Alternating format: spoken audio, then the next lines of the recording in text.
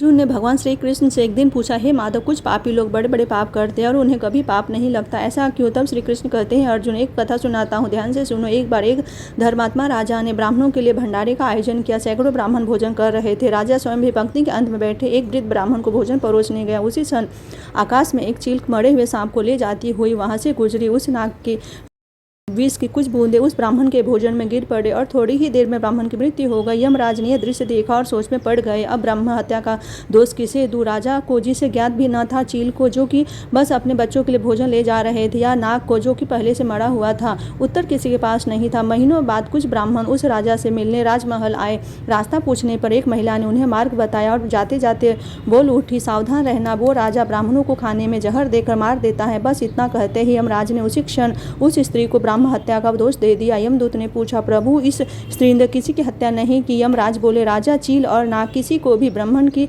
हत्या से आनंद नहीं मिला, परंतु इस स्त्री को दूसरों की निंदा कर आनंद मिला। वहीं से पाप की बीज है। इसीलिए वह कहते हैं, पाप केवल कर्म से नहीं, भावनाओं से भी होता है। जहाँ निंदा में आनंद मिले वहीं से पाप शुरू होता है।